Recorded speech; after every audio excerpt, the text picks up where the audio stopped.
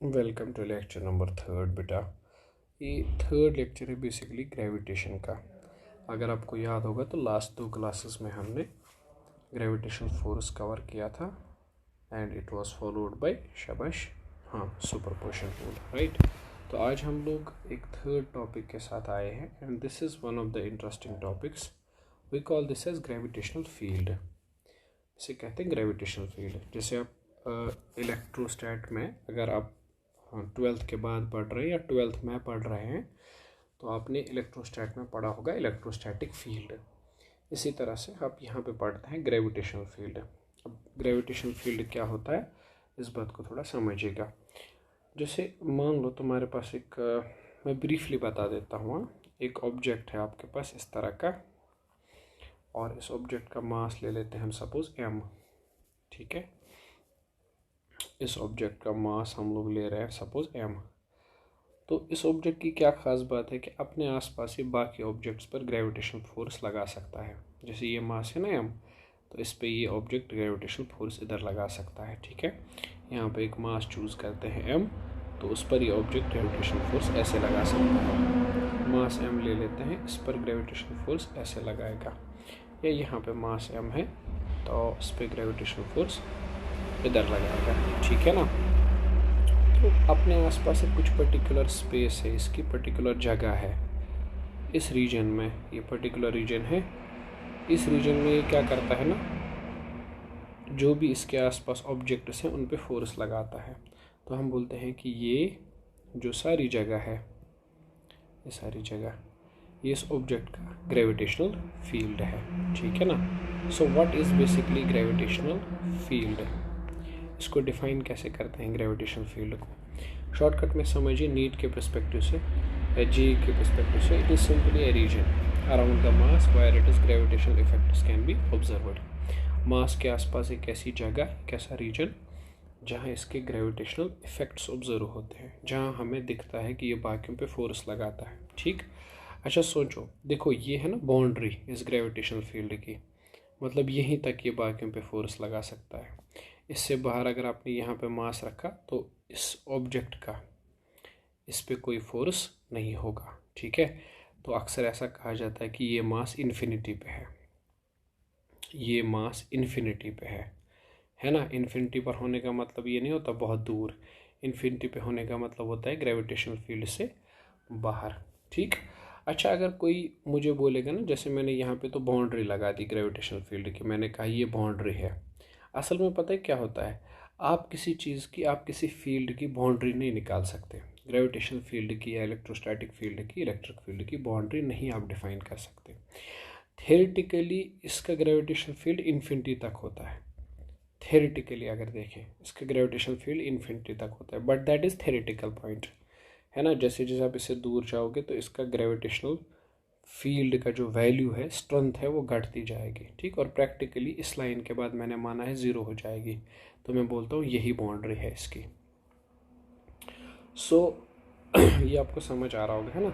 So gravitational field strength keeps on decreasing when you move away from the body. जैसे जैसे आप दूर जाएंगे ना बॉडी से, ग्रेविटेशनल फील्ड की जो स्ट्रेंथ है वो कम हो जाएगी। बॉडी से बहुत दूर इन्फिनिटी पे ग्रेविटेशनल फील्ड स्ट्रेंथ की वैल्यू क्या हो जाती है, 0। अच्छा ग्रेविटेशनल फील्ड की जो स्ट्रेंथ है वो डिपेंड करता है हमेशा मास ऑफ द ऑब्जेक्ट पे। जितना इस ऑब्जेक्ट का मास ज़्यादा होगा ना, उतना ही ग्रेविटेशनल फील्ड की स्ट्रेंथ भी ज़्यादा होगी। अच्छा ग्रेविटेशनल फील्ड के बारे में एक ख़ास बात, इट्स कंजर्वेटिव इन नेचर। आप जानते हैं कंजर्वेटिव और नॉन कंजर्वेटिव फोर्सेस कौन से होते हैं। अगर आप मान लीजिए फोर्सेस के नेचर पे, conservative, non conservative, contact, non contact, इस पे आप एक डिटेल्ड मतलब लेक्चर देखना चाहते हैं, सो इसी चैनल पे आप न्यूटन्स लॉज ऑफ मोशन या टाइप्स ऑफ फोर्सेस में देखेंगे। एक लेक्चर है, I remember it is in Newton's laws of motion I guess, so will find the lecture there. उसमें मैंने डिस्कस करे हुए हैं नेचर ऑफ द फोर्सेस, ठीक है।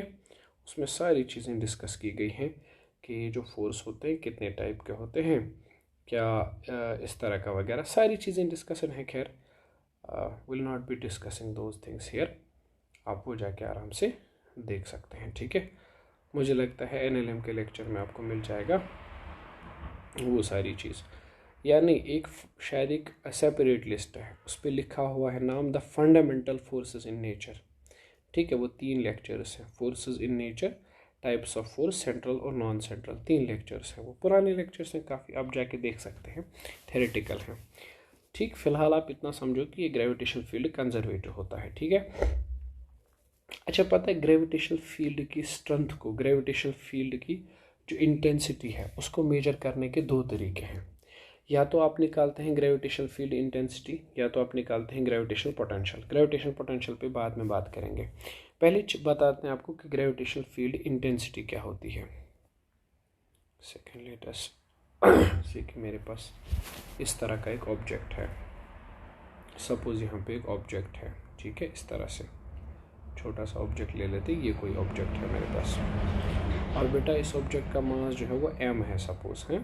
ठीक, अब मुझे एक बात बताओ, आप इस पॉइंट पे बैठे हैं, पॉइंट P पे, और आप चेक करना चाहते हैं उस पॉइंट P पर ग्रेविटेशनल फील्ड की स्ट्रेंथ कितनी है या ग्रेविटेशनल फील्ड की इंटेंसिटी कितनी है। तो यहाँ एक काम करो, यहाँ एक छोटा सा मास रख दो m0। अब आप जानते हैं ये ऑब्जेक्ट उसे अपनी तरफ ऐसे खींचेगा, फोर्स लगाएगा F, है ना। तो ये फोर्स F अब तो आप बता ही सकते हो, ये F आता है बराबर Gm into m0 divided by, अगर ये डिस्टेंस r है तो you will be writing it r²। और देखो r वेक्टर इधर है ना, यहाँ से यहाँ, फोर्स वेक्टर इसके अपोजिट में है, तो you should be writing -r²। ठीक है, अब इस पॉइंट P पर ग्रेविटेशनल फील्ड स्ट्रेंथ कैसे पता चलेगी। ग्रेविटेशनल फील्ड स्ट्रेंथ या gravitational field intensity, field strength, that is simply आपको देखना पड़ेगा फोर्स डिवाइडेड बाय मास, यानी इस मास पे फोर्स कितना लग रहा है, आई से डिनोट करते हैं ये, that is force by mass. ठीक, तो आई को आप लिख सकते हो, फोर्स का वैल्यू आप लगा लो Gm into m0 upon r² into m0, साथ में -r², तो m0 cancel, I is equal to Gm by r² minus r²। ठीक है, ये है ग्रेविटेशनल फील्ड इंटेंसिटी या ग्रेविटेशनल फील्ड स्ट्रेंथ। ठीक है, अब आप देख पा रहे हो ये बेसिकली एक वेक्टर है। अच्छा, ये जो मास होता है ना, इसके लिए ग्रेविटेशनल फील्ड स्ट्रेंथ कहाँ होती है। इस पॉइंट मास पर, छोटे से मास पे फोर्स किधर लग रहा है, इधर की तरफ, तो समझ लो इधर की तरफ ही ग्रेविटेशनल फील्ड है, जिधर लगता है फोर्स उधर ही होता है ग्रेविटेशनल फील्ड इंटेंसिटी। ठीक है ना। अच्छा, ये जो मास है ना, ये इसे बोलते हैं पॉइंट मास। पॉइंट मास, ये मास बहुत छोटा होता है। ठीक है, ये बहुत छोटा होता है, इसका अपना फील्ड नहीं होता, इस बेचारे का अपना फील्ड नहीं होता है। ठीक है, ये बहुत कम लिया जाता है ताकि इसका अपना फील्ड ना हो, है ना। जैसे मान लो एक छोटी सी एग्जांपल और बना लेते हैं, सपोज यहाँ पे एक मास ले लेते हैं हम लोग कैपिटल M। ठीक है, कैपिटल M ले लेते हैं एक मास।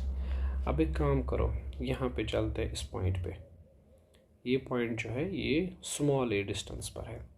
एक पॉइंट ले लेते हैं यहाँ पे, ये पॉइंट जो है स्मॉल b डिस्टेंस पे है। एक पॉइंट ले लेते हैं इस पे, ये c डिस्टेंस पे है। हमसे पूछा है इस पॉइंट पे ग्रेविटेशनल फील्ड इंटेंसिटी लिखो। अब आप I लिखेंगे, that is simply equal to G capital M, ये वाला M है, divide by distance is a²। जिधर a है ना, फोर्स उसके अपोजिट है। सोचो ना, यहाँ एक मास रखा है m0, उसके अपोजिट में है फोर्स इधर, तो इंटेंसिटी भी उधर ही होगी, तो मैं इसे लिखूँगा -a²। सही है।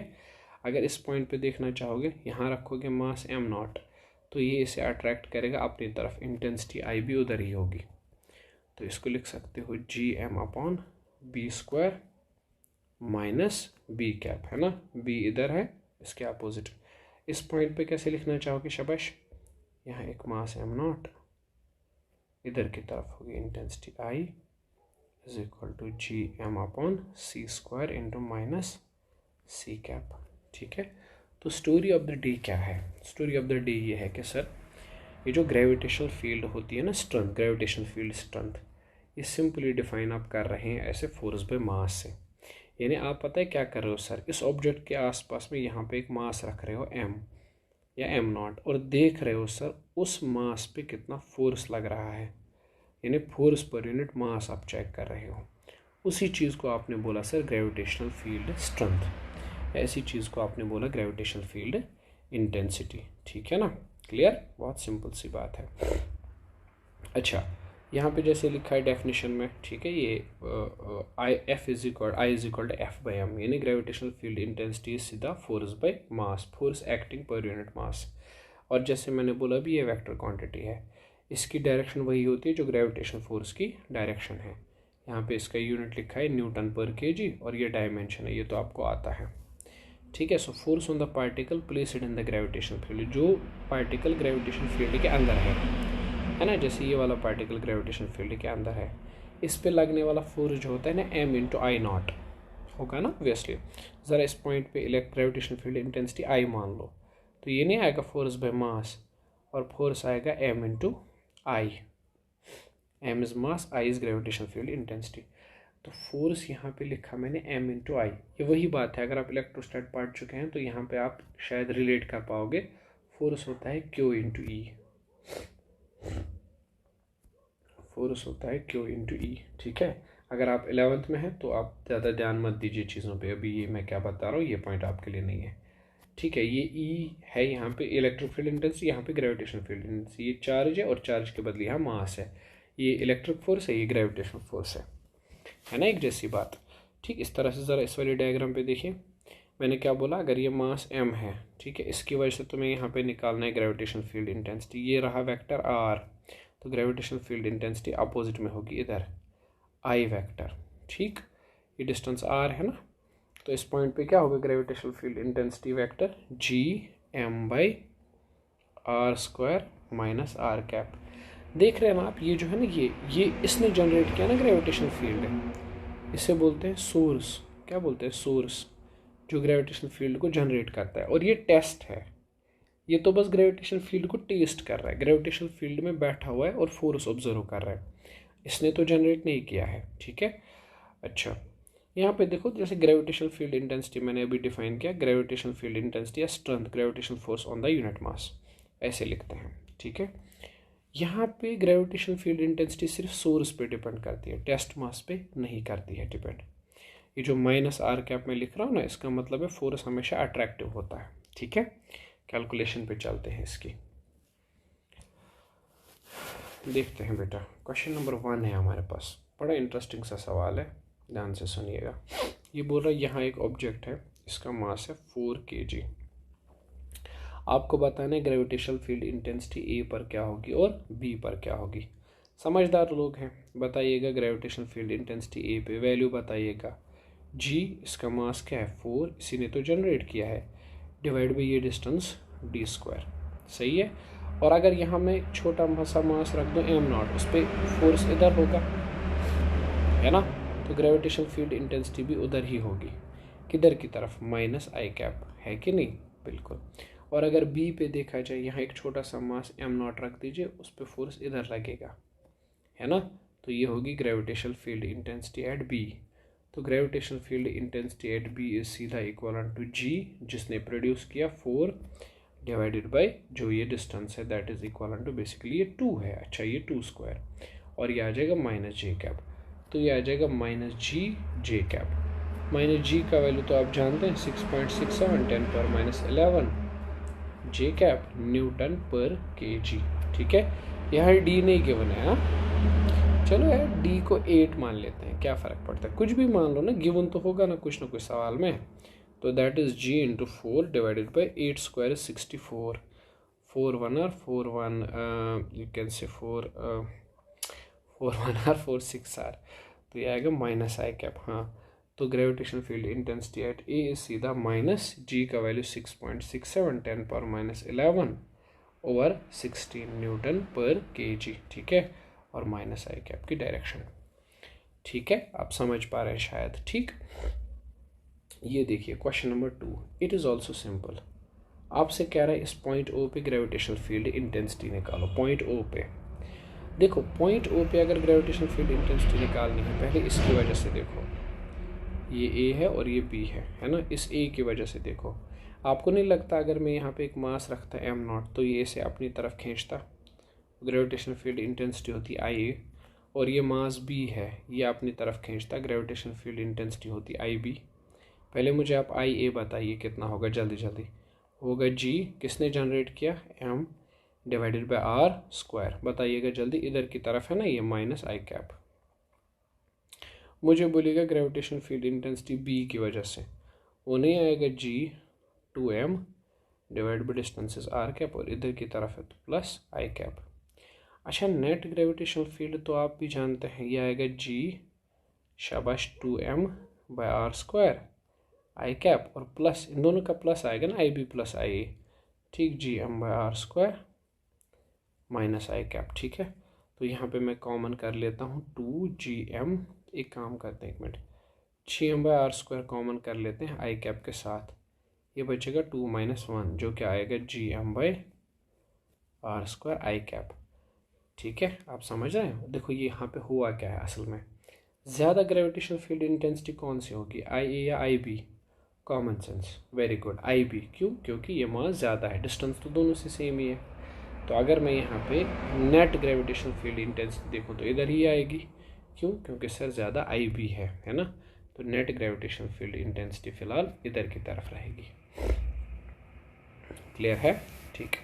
अच्छा, एक छोटा सा सवाल और है, काफ़ी छोटा है, क्यों दिख ही नहीं रहा, चलिए जो भी है आप देख लीजिए। इसको क्वेश्चन नंबर 3 कह देते हैं, देख लीजिएगा इसको कैसे कहते हैं। Gravitational field intensity due to the particle of mass m at 5 metre is, एक पार्टिकल है, इसका मास है स्मॉल m, ठीक है, इससे मैं 5 मीटर दूर चला गया, इस पॉइंट पे मुझे ग्रेविटेशनल फील्ड इंटेंसिटी की वैल्यू दी है 10 यूनिट्स। अच्छा, आपको बताना है मास, अच्छा नहीं, आपको बताना है कि अगर हम 10 मीटर दूर जाएंगे, यानी यहाँ कहीं जाएंगे 10 मीटर दूर, तो उस पॉइंट पर ग्रेविटेशनल फील्ड इंटेंसिटी क्या होगी। ओके, ग्रेविटेशनल फील्ड इंटेंसिटी मैंने नहीं बोला था अभी, is inversely proportional to R square, है ना, GM बाई R स्क्वायर। तो अगर ये पॉइंट A है, ये पॉइंट B है, क्या मैं ऐसे कह सकता हूँ IB by IA is equal to RB by RA का स्क्वायर। R से लेके A तक, यानी ये वाली डिस्टेंस A की पोजीशन जो है वो 5 स्क्वायर है, B की जो है वो है 10 स्क्वायर, यानी बनेगा 1/2 यानी 1/4। तो gravitational field intensity at B is 1/4 then that at A पर तो 10 है, 10/4, तो इस B पॉइंट पर होगा 2.5 न्यूटन, 2.5 यूनिट्स।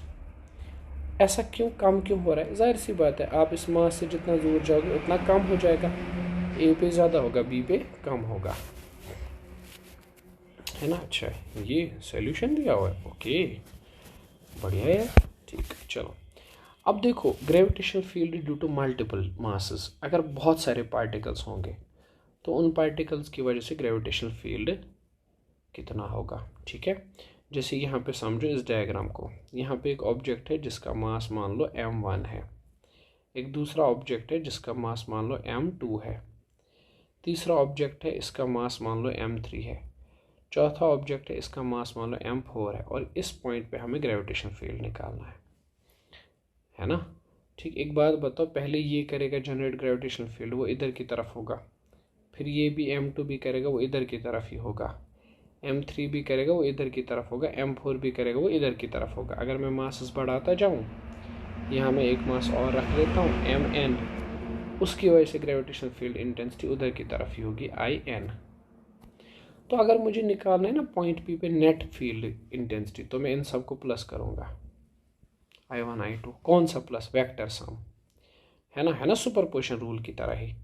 ठीक, यानी आप बोल रहे हैं कि अगर आपको निकालना है किसी पॉइंट पर ग्रेविटेशनल फील्ड, तो आप क्या करेंगे, write the gravitational field intensity due to all charges individually, पहले सबकी ग्रेविटेशनल फील्ड इंटेंसिटी लिखो, I1 I2 I3 उस पॉइंट के लिए, है ना, फिर इन सारे इंटेंसिटीज़ को वेक्टर की तरह ऐड करो। ठीक है, तो नेट ग्रेविटेशनल फील्ड इंटेंसिटी सीधा I1 plus I2 plus I3 plus dash dash dash, है ना।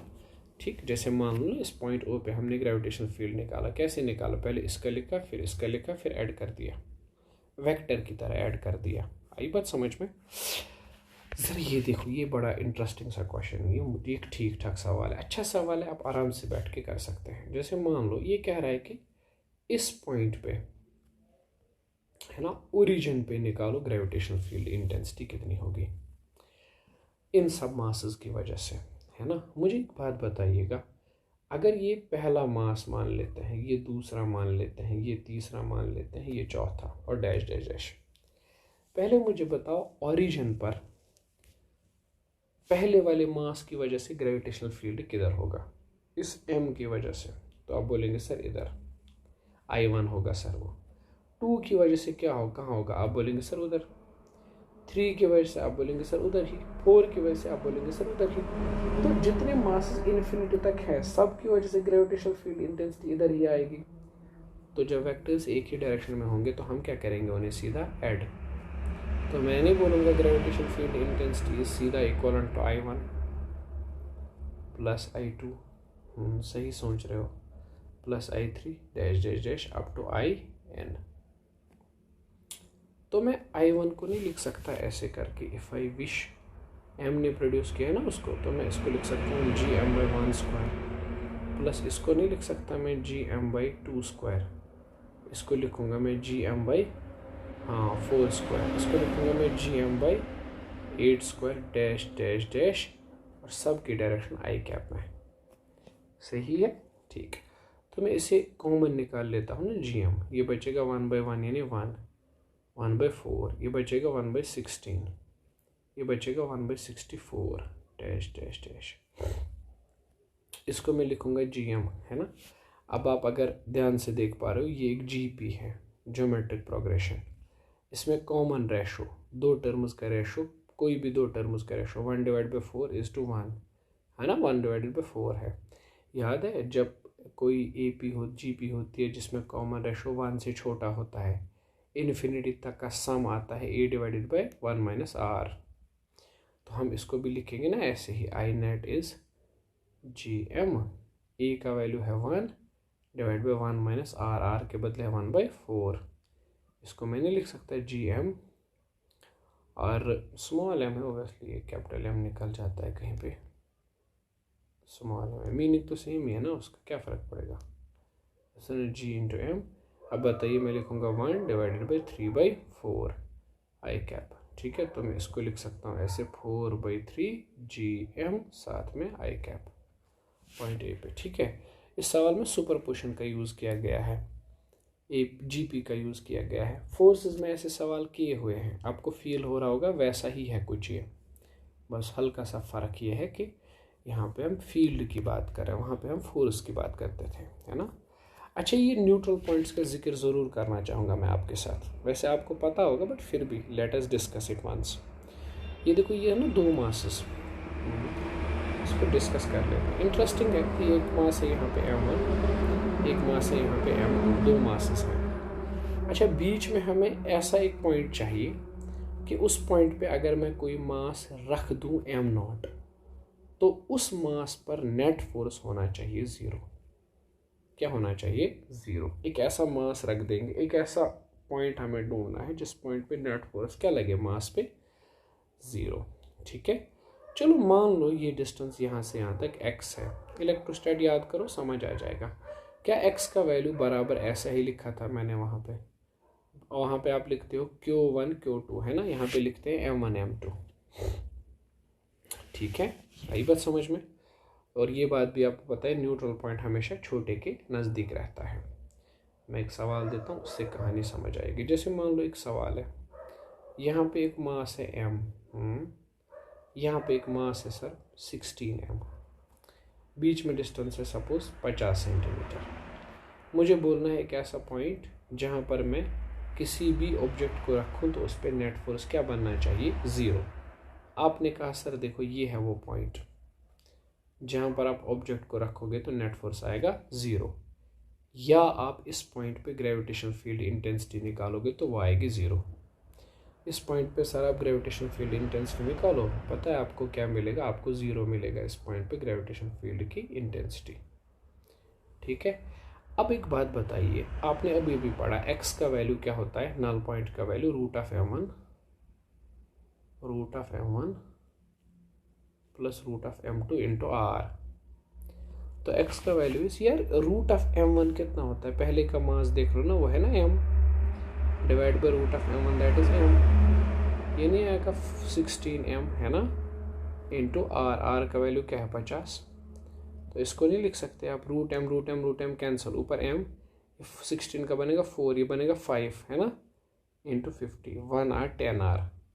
तो आप कहोगे x is equal to 10 centimetre. यानी अगर हम एक मास ले लें स्मॉल m और एक मास ले लें 16m, तो यहाँ पे 10 सेंटीमीटर दूर, टोटल 50 है, 10 सेंटीमीटर दूर एक ऐसा पॉइंट होगा जहाँ पर नेट ग्रेविटेशनल फील्ड इंटेंसिटी क्या मिलेगी, 0। आया समझ, जैसे मैंने कहा था छोटे के पास में, तो m और 16m में छोटा कौन है, m उसके पास में। फिर बता रहा हूँ हाईली रिकमेंडेड, अगर आप 12th में या 12th पास कर चुके हैं, ग्रेविटेशन को इसी के साथ पढ़िए, आपको मज़ा आएगा। क्वेश्चन देखो, अच्छा इसका सोल्यूशन, सोल्यूशन भी गिवन है इसके साथ, छोड़ो सोल्यूशन में क्या लिखा है लेट इट बी। ये कह रहा है कि हमारे पास ये अर्थ है, ठीक है, ये अर्थ है और ये मून है, ठीक। हमें क्या बताना है, ये बता रहा है मास ऑफ अर्थ, यानी अर्थ का जो मास है me that is 16 times the mass of moon, ठीक है, मान लिया। फिर ये कह रहा है कि बताइए अर्थ से कितना दूर ग्रेविटेशन फील्ड 0 बनेगा। अच्छा ठीक, चलो एक काम करते हैं, मान लो ये वो पॉइंट है जहाँ पे ग्रेविटेशन फील्ड क्या बनता है, 0। नल पॉइंट निकालना है, चलो अपने तरीके से निकालते हैं। आप तो जानते हैं हमारा वाला तरीका ये है, root m1 plus root m2 into r। छोड़ो ना यार, ये सोल्यूशन में क्या दिया है, m1 मतलब अर्थ का मास है ना, me डिवाइडेड बाय me, ठीक, प्लस प्लेनेट का, मून का मास हम ले लेते हैं mass of moon into r के बदले d है। x is equal to earth का मास क्या है 16 टाइम्स मास ऑफ मून, सही कह रहे हो, divide by mass of earth is 16 times mass of moon, plus ये आएगा मास of moon into d। Mass of moon cancer, यहाँ आएगा 4, यहाँ आएगा 4 प्लस 1, क्या मैं सही कह रहा हूँ, इंटू आ जाएगा d। ये क्या आएगा, ये आ जाएगा हमारे पास, कहीं पे मैं उल्टा तो नहीं कर रहा, अरे भाई यहाँ पे गड़बड़ है, ओहो सॉरी, ये नहीं दिया है, ये 64 टाइम्स दिया है, 64 टाइम्स मास ऑफ मून। ओहो क्या क्यों नहीं रहे तब से हैं, 16 लिख रहा हूँ मैं, 64 टाइम्स मास ऑफ मून, ये भी 64 है इधर, सोए हुए हो। अच्छा बताइएगा ज़रा, ये है 64 मतलब 8, ये है यहाँ पे 8 प्लस 1 इंटू डी, हमारा आंसर आना चाहिए 8/9d। हाँ भाई देखो, इसने कैसे किया है वो छोड़ो, उसको लेट इट बी, रख दो उसे साइड पे, कैसे किया उसने उस बात से हमें कोई गर्ज नहीं है, हमने जैसे किया वो ये है नल पॉइंट का तरीका। अब मैं कुछ चीज़ें आपसे ज़रूर डिस्कस करूँगा, जैसे gravitational field intensity due to spheres, sphere की ग्रेविटेशनल फील्ड इंटेंसिटी, आपने स्फीयर नहीं सुना है, रुको पेज लगा लेते हैं इधर, हाँ, स्फीयर की ग्रेविटेशनल फील्ड इंटेंसिटी, किसी स्फीयर की, चलो मैं बता देता हूँ कहाँ गया, हाँ देखो, ये एक स्फीयर ले लेते हैं, आराम से सुनना मेरी बात। सबसे पहले लेंगे एक सॉलिड स्फीयर, क्या लेंगे, सॉलिड स्फीयर मतलब एकदम बड़ा हुआ, जैसे अर्थ है ना, अर्थ को भी तुम लगभग सॉलिड स्फीयर मान सकते हो, ये सॉलिड स्फीयर मान लेते हैं एक, ठीक है ओके। अब ज़रा ध्यान से सुनना मेरी बात को बेटा जी, गौर से सुनना। मैं एक पॉइंट ले रहा हूँ यहाँ पे लिया मैंने बाहर एक पॉइंट, दूसरा पॉइंट लूँगा मैं सरफेस पे, तीसरा पॉइंट लूँगा मैं इसी के अंदर, 3 पॉइंट्स ले रहा हूँ मैं, सुनिएगा, इंटरेस्टिंग स्टोरी टू से। इसकी रेडियस जो है वो r है, पहले मैंने ये डिस्टेंस r लिया, मैंने एक पॉइंट चूज़ किया यहाँ पे, इस डायग्राम को इधर से रखाते हैं, मैंने एक पॉइंट चूज़ किया है यहाँ पे, ये पॉइंट है P, आप देख रहे हो ये पॉइंट है आउटसाइड द स्फीयर, यानी ये जो स्मॉल आर है ना ये ग्रेटर देन है कैपिटल आर के। अच्छा, इस पॉइंट पे जब आप देखेंगे ना ग्रेविटेशनल फील्ड की वैल्यू कहाँ आएगी, वही अपनी इमेजिनेशन, सर यहाँ रखेंगे मास m0, अर्थ ये ऑब्जेक्ट इसे ऐसे अट्रैक्ट करेगा, ये रहा सर ग्रेविटेशनल फील्ड का वैल्यू आउटसाइड पर, है ना। एक सेकेंड, आउटसाइड पे ग्रेविटेशनल फील्ड का वैल्यू वो आएगा सर बराबर, ध्यान से रख दिखिएगा, gm/r² into minus R cap, इधर की तरफ होता है ना वेक्टर आर, ऐसे आएगा। आउटसाइड पॉइंट पर ग्रेविटेशनल फील्ड आता है gm/r² into minus R cap, बराबर उतना ही जितना कि पॉइंट मास की वजह से आता है। जो हमने ऊपर क्वेश्चंस किए ना, उनमें भी जो छोटे छोटे मासेस थे, छोटे छोटा मास था, उसकी वजह से यही आता है ग्रेविटेशनल फील्ड। अगर इस सरफेस पे चलोगे, इस सरफेस पे ये रेडियस आर है, ये वो डिस्टेंस है जहाँ पे आर और आर बराबर है। आर मतलब जिस डिस्टेंस पे फील्ड निकालना चाहता हूँ वो कैपिटल आर है। सरफेस पर ग्रेविटेशनल फील्ड इंटेंसिटी का value gm/R² minus capital R cap, ठीक है। सरफेस पे ग्रेविटेशनल फील्ड इंटेंसिटी का वैल्यू कितने हो गए, 2। अब अगर तुम्हें यहाँ पे निकालना है इनसाइड में, ये डिस्टेंस r है, ये कैपिटल R से कम है, इस पॉइंट पर ग्रेविटेशनल फील्ड इंटेंसिटी का वैल्यू, मैं इनसाइड पॉइंट की बात कर रहा हूँ, वहाँ आता है gm/r³ इंटू x, और देख रहे हो ना r इधर की तरफ है, into small r, sorry r इधर की तरफ है, ग्रेविटेशनल फील्ड इंटेंसिटी इधर होगा। क्यों, सोचो ना, अगर यहाँ मास रखेंगे m0 तो उससे फोर्स लगेगा उधर की तरफ, है ना, तो ये आएगा माइनस आर कैप, ठीक है। ये होगा इनसाइड में ग्रेविटेशनल फील्ड इंटेंसिटी। अच्छा, जैसे यहाँ पे इस पहले पेज पे दिया गया है केस 1 आउटसाइड, आउटसाइड में यही है gm/r², स्मॉल आर मतलब डिस्टेंस जहाँ पे निकालना है, इन सरफेस पे ये है ना। और अगर इन साइड में देखना है, ये जैसे मैंने बोला gm/r³ into minus r³। Outside का electric field is inversely proportional to r²। Surface का तो कांस्टेंट ही है, सारी चीज़ें कांस्टेंट है, gm और कैपिटल R, और इन साइड का डायरेक्टली प्रोपोर्शनल है। सबसे ज़्यादा ग्रेविटेशनल फील्ड सरफेस पर है gm/r²। सेंटर पे देखो तो 0 है, सेंटर पे मिनिमम है, सबसे कम is at the centre and it is 0। अब ग्राफ बनाते हैं। ग्राफ ना बेटा जी इम्पोर्टेंट है, ग्राफ के बगैर मैं क्या ही बताऊं, ग्राफ के बगैर ज़िंदगी क्या ही है। सुनिएगा, ये ले लेते हैं स्फीयर, इधर ध्यान देना आप अच्छे से।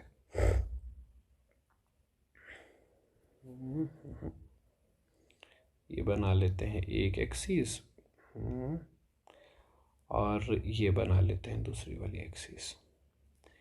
Listen to me carefully. यहाँ पे हम लिखेंगे ग्रेविटेशनल फील्ड इंटेंसिटी I, और यहाँ पे हम बनाएंगे डिस्टेंस R। सर अब बताना, ये सरफेस है, स्फीयर ऊपर बना रहा हूँ ताकि आप समझ सको, ये भी सरफेस है। इनसाइड का क्या बोला मैंने अभी, इनसाइड में directly proportional to R। Centre पे क्या बोला मैंने, 0। सेंटर पर ग्रेविटेशनल फील्ड इंटेंसिटी 0 है यहाँ पे, और उसके बाद क्या है, inversely proportional to, directly proportional to R, मतलब बढ़ेगा, बढ़ते बढ़ते ग्रेविटेशनल फील्ड इंटेंसिटी यहाँ तक बढ़ जाएगा। सर नेगेटिव में क्यों बना रहे हो, अरे भाई वो रेडियली इनवर्ड्स है तो नेगेटिव ही तो बनाऊंगा ना मैं, और क्या करूँगा। ये ना रेडियली इनवर्ड्स, हर जगह देखो, यहाँ इधर है, यहाँ इधर है इनसाइड, यहाँ भी इनसाइड है, यहाँ भी इनसाइड है, तो इनसाइड मतलब माइनस आर कैप, जिधर आर है उसके अपोजिट। और बाहर में यहाँ पे भी ऐसे होगा ना, इस साइड पे भी ऐसे ही होगा, जाहिर सी बात है। दोनों साइड पे क्या हो रहा है, दोनों साइड पे अलग अलग थोड़ी होगा, सेम ही होगा ना। यहाँ से यहाँ तक बढ़ रहा है, यहाँ से यहाँ तक बढ़ रहा है, यहाँ से यहाँ तक बढ़ रहा है, सेंटर से सरफेस तक जाओगे तो बढ़ेगा। और बाहर की बात करेंगे तो माय डियर लेजेंड्स, बाहर इनवर्सली प्रोपोर्शनल टू R² है, I is inversely proportional to R²। बाहर यहाँ पे भी ऐसे ही, ठीक है। अच्छा, जैसे ये वाला ग्राफ मैंने बनाया ना, देखो यही वाला ग्राफ यहाँ पे भी बनाया है, मगर एक ही साइड के लिए बनाया है मैंने, दोनों साइड के लिए बनाया। ठीक है, ये कौन सी, ये है r लेस देन r, है ना। ये कौन सी पोजीशन है, r इक्वल टू r, और ये बाहर कौन सा वाला पोर्शन है, ये r ग्रेटर देन r। ठीक है, ये हो गया किसका, सही बता रहा, सॉलिड का, सॉलिड का। ठीक है, फिर उसके बाद आता है हॉलो। हॉलो मतलब एकदम जो खाली हो। हॉलो में स्टोरी सिंपल है, आउटसाइड में बराबर वैसा ही जैसा सॉलिड में है, gm/r² into r³, same to same ditto, कोई फ़र्क नहीं है। चलो मैं इसे कॉपी कर लेता हूँ, इसी को कॉपी कर लेते हैं ना, थोड़ा जल्दी हो जाएगा। चलो एक मिनट पूरा पेज ही कर लेते हैं ताकि समझ तो आ जाए क्या क्या चेंजेस हैं, फिर आप खुद ही इसको समझ जाओगे। सॉलिड का मैं कॉपी कर रहा हूँ वापस, समझाना चाहता हूँ, कुछ समझिएगा, मेरे जज्बात पे गौर कीजिएगा। यहाँ पे मैं कॉपी कर रहा हूँ इसे, अरे आजा भाई, हाँ किधर गया, ये है ना, ये देखो। हॉलो में पता है क्या होता है, हॉलो में सबसे पहली बात आउटसाइड पे सेम ही रहता है, जैसा था वैसा ही है, सरफेस पे भी जैसा था वैसा ही है। फ़र्क यहाँ पे है, इनसाइड में ग्रेविटेशनल फील्ड इंटेंसिटी का वैल्यू इनसाइड में, आई रिपीट, 0 बनता है। ग्रेविटेशनल फील्ड इंटेंसिटी का वैल्यू इनसाइड में क्या बनता है, 0। ठीक, तो आपका ग्राफ भी ऐसा ही रहेगा, बट ये नहीं रहेगा, इनसाइड में डायरेक्टली प्रोपोर्शनल टू r नहीं है, सेंटर पे 0 ही है, ये लाइन नहीं आएगी। शाबाश dear legends, gravitational field inside में 0 है ना, यहाँ पे भी इनसाइड में क्या है, 0, तो इनसाइड वाला ग्राफ नहीं बनेगा, बाकी सब सेम ही है। ये देख लो भाई, सेम ही बनाया हुआ है, क्या फ़र्क है, इसने कोई फ़र्क नहीं रखा, सेम ही है सब, है ना। ग्रेविटेशनल फील्ड इंटेंसिटी सेम ही रखी है इसने, ठीक है, आउटसाइड में सेम ही है, सरफेस पे भी सेम ही है, इनसाइड में 0 है। ठीक है, समझ के।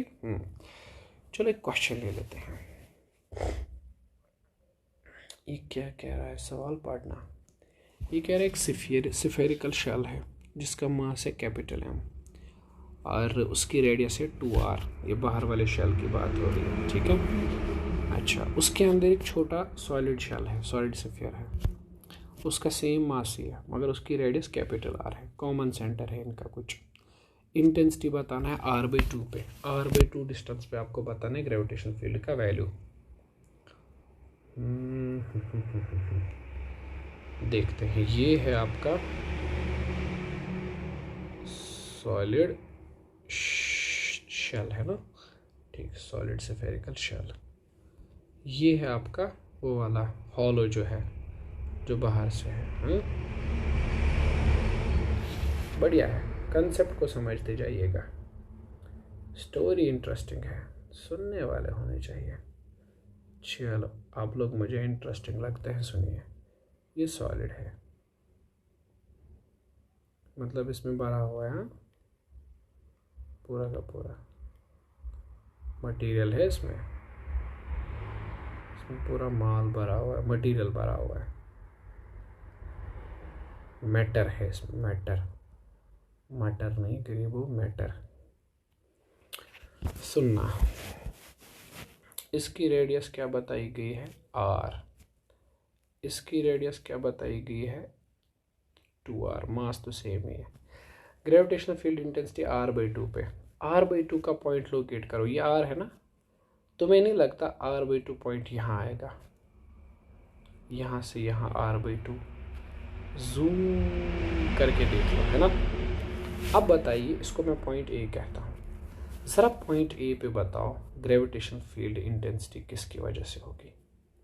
पॉइंट A पे gravitational field intensity will B because of, इस स्फीयर को मैं 1 कहूँगा, इस स्फीयर को मैं 2 कहूँगा, दोनों की वजह से होगी ना, I1 प्लस I2। बट बताना दूसरा वाला स्फीयर क्या है, हॉलो, और पॉइंट A क्या है उसका, इनसाइड पॉइंट। हमने अभी पढ़ा है हॉलो स्फीयर में इनसाइड पॉइंट पर ग्रेविटेशनल फील्ड इंटेंसिटी क्या होती है, 0। I repeat, point A hollow का इनसाइड है ना। पॉइंट 2 क्या है, पॉइंट ए क्या है, सॉलिड स्फीयर का इनसाइड वाला पॉइंट।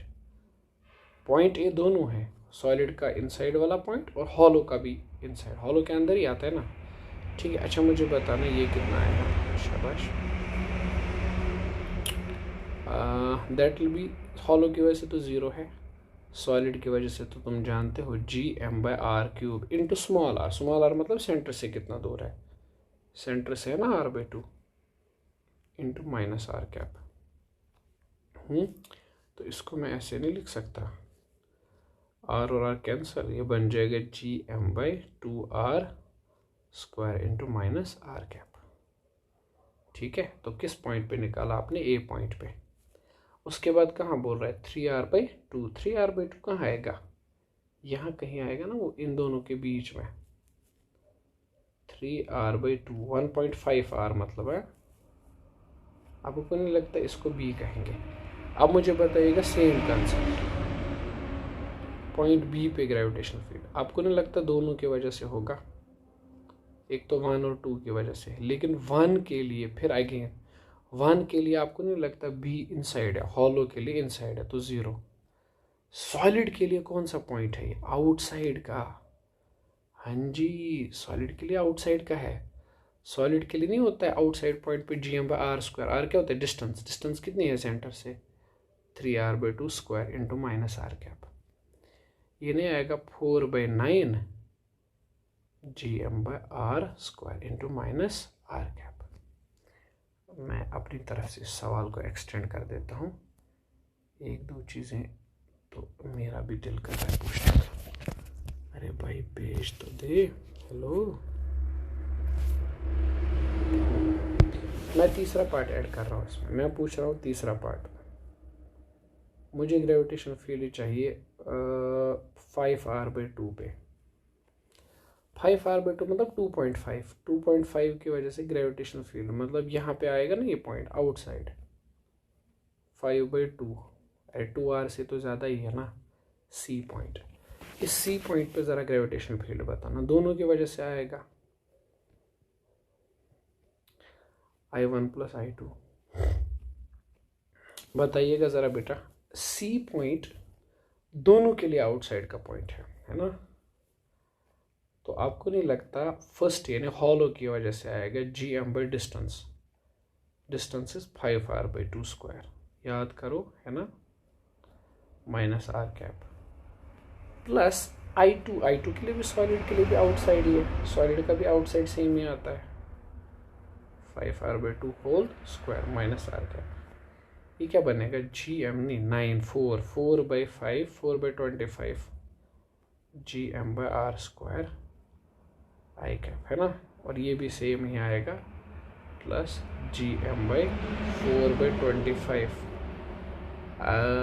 r², ठीक है, -r²। समझ आ रहा है, जिसको तुम जोड़ोगे तो 8/25 Gm/r² -r² है ना, आउटसाइड पॉइंट के लिए। अरे कुछ तो कहो, क्लियर तो हुआ होगा।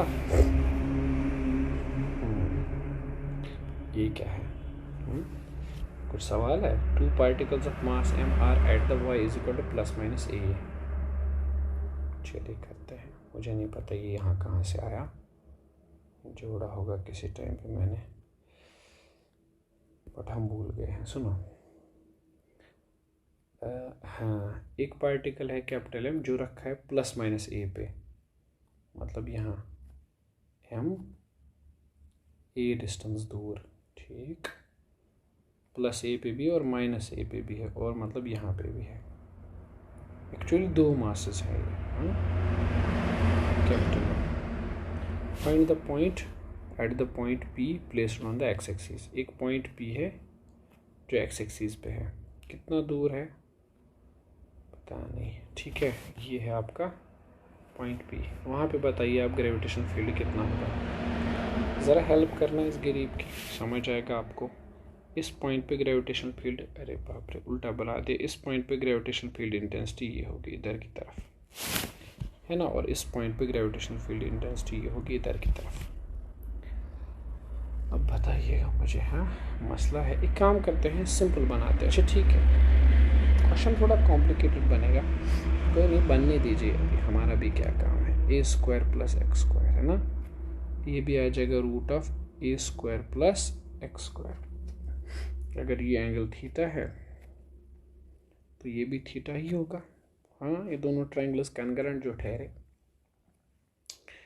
अब बताइएगा, यहाँ पे मैंने कहा कि ग्रेविटेशनल फील्ड इंटेंसिटी आई है, यहाँ पे मैंने कहा आई, तो आई को मैं सेपरेट करूँगा, इधर आएगा आई साइन थीटा और इधर आएगा I cos theta.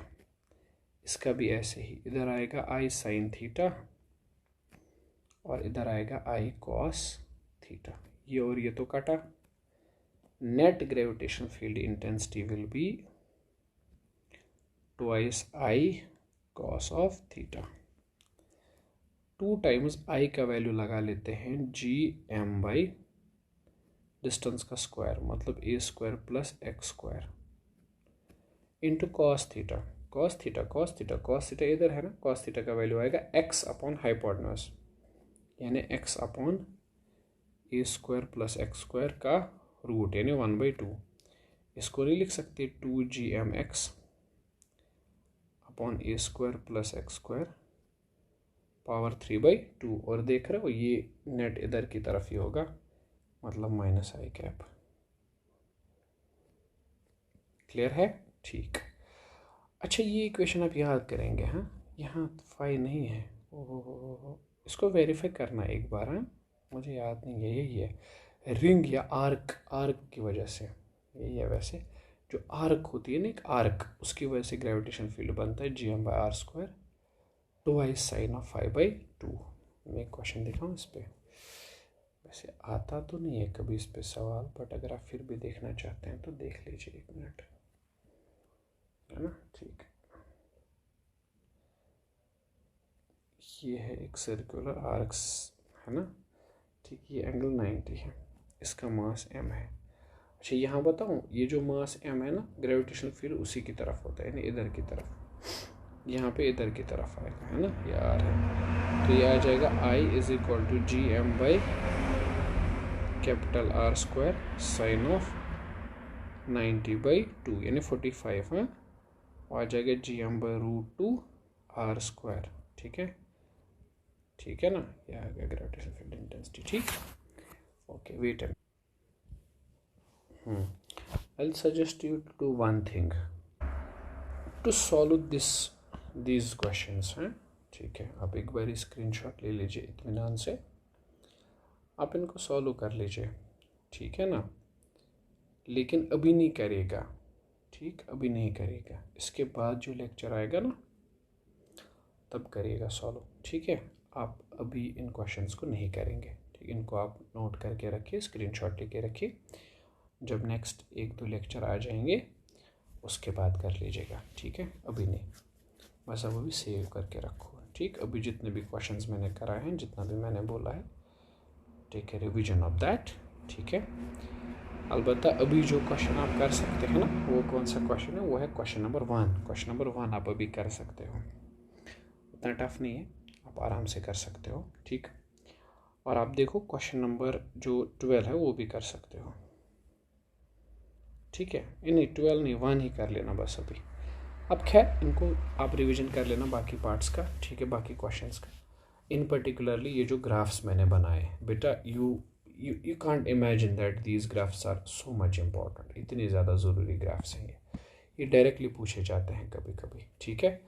So will see you in next class, take care, keep yourself.